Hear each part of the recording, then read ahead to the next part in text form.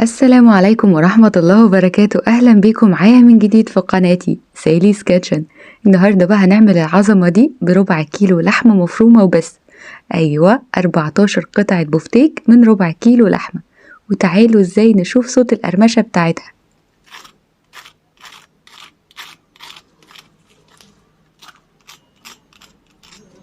قبل ما أبدأ المكونات ما تنسوش اللايك والشير والسبسكرايب، وكمان تفعلوا زر الجرس عشان يوصلكم مني كل جديد. احتاجت في وصفتي النهاردة 3 معالق من البقسماط، وكمان نص معلقة من البهارات اللي هي 7 بهارات أو بهارات اللحمة، ونص معلقة من البابريكا، وكمان نص معلقة ملح، ونص معلقة بيكنج باودر، نص معلقة فلفل أسمر، معلقة كبيرة من التوم بودرة، وكمان معلقة كبيرة من البصل بودرة، ومعلقة ونص كبيرة من الدقيق. وادي ربع كيلو لحمة، وكمان بضاية كبيرة. تعالوا على طول على الطريقة. وعلى الكبة بدأت أنزل اللحمة الأول. طبعا اللحمة مفرومة كويس جدا، نقدر نعملها وشين عند الجزار علشان تكون ناعمة، وفي الخطوة دي هنستغنى عن الكبة خالص. وحطيت كل البهارات والمكونات الجافة عندي وكمان عليهم البضاية، وبعد كده هفرمها كده فرمتين علشان تاخد الوش التاني. عايزاها تكون ناعمة وفيها أنسجة، وهنشوف شكلها دلوقتي. ادي شكل اللحمة او البفتيك اللي موجود عندي ازاي خرجته من السكينة بالظبط. اخد 30 ثانية ضرب في المفرمة، وهو ده شكله.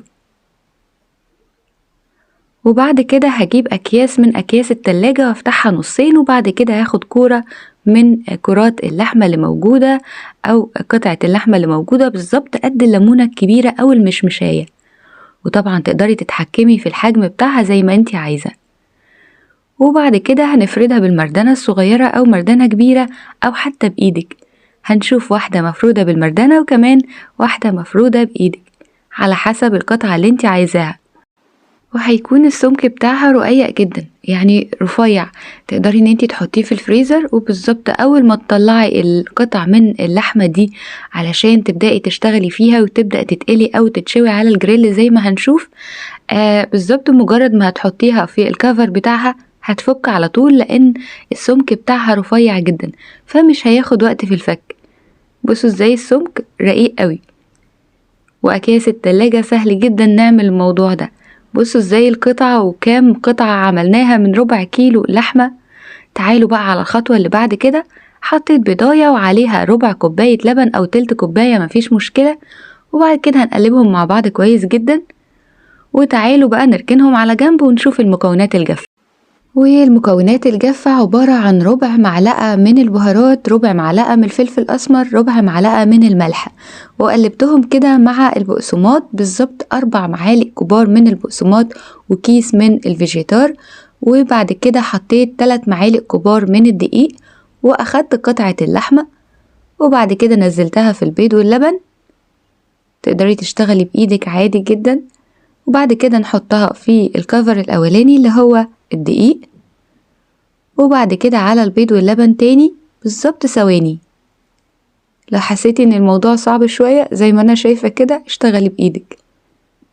وبعد كده هنعمل الكفر الخارجي خلاص الاخير اللي هو البقسماط والفيجيتار، وبعد كده نحطهم على السيرفيس زي ما تحبي. تقدري تعملي القطع من البفتيك دي ليها الكفرات، وتقدري ان انتي تخلي شوية تانيين تعمليهم على الجريل، هتديكي طعم البرجر البيفي صرف. ودي تاني واحدة وهخلص الكمية وارجع لكم تاني.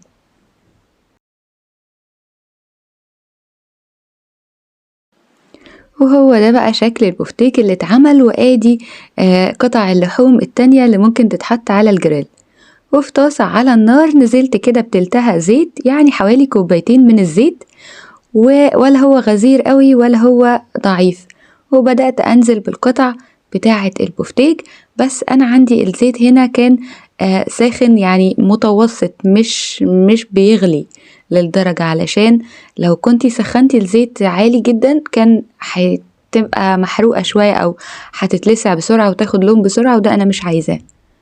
حطيت معلقة من الزيت على الطاسة التانية اللي أنا مخصصاها زي الجريل كده، وبعدين هبدأ ان انا احط فيها قطع اللحمة علشان تكون مشوية على الجريل زي ما بنقول. وطبعا ده للناس اللي مش حابة دهون خالص، تقدري تستغني عن معلقة الزيت وتعمليها بكل سهولة، هايلة جدا، ما بتاخدش وقت بجد. تقدري تعملي الموضوع ده علشان رمضان، كل سنة وانتم طيبين. يعني هنحتاج ان احنا نعمل التفريز ده كتير، فهتقدري تجيبي بقى كيلو من اللحمة. شوفوا هيطلع قد ايه، يعني ما شاء الله تبارك الله، هيطلع كمية كبيرة جدا من البفتيك. وادي بقى شكل البفتيك. شوية اللحمة بتلم، بس تقدري تعمليها بأي نوع تاني اللحمة ما بتلمش فيه، هيحتفظ بنفس الشكل أو نفس الكمية اللي احنا كنا عاملينها، ولكن عادي جدا. المهم اتعمل عندي قطع بفتيك هايلة جدا، ما تفرقش عن البفتيك اللي بنشتريه من بره.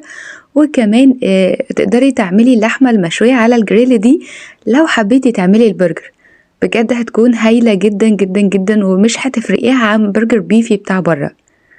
هنكمل باقي الكمية، هنقلي البفتيك وكمان البرجر على او الستيك على الجريل. وبعدين في السيرفيس بدأت ان انا احط قطع من البقدونس علشان اعمل الارضية للرصة بتاعتي، وشوية شيبسي زنجر كده على الجنب، شوية مشطشطين.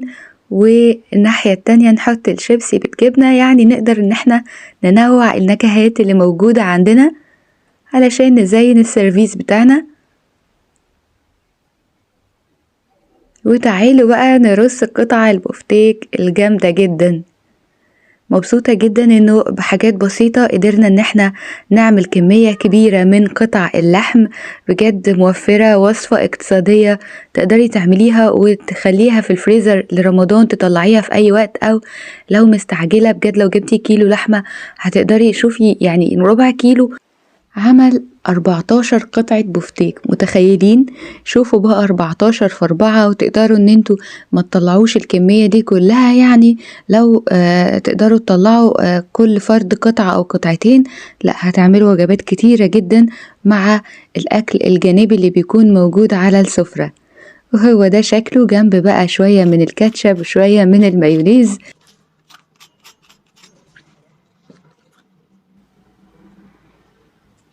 حاجة بجد عظمة، واو.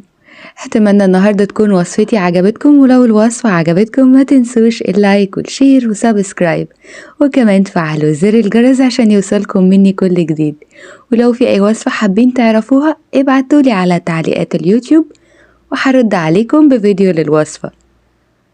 ولمزيد من الوصفات تابعوني على قناتي سالي's كيتشن، وبالهنا والشفا. باي باي.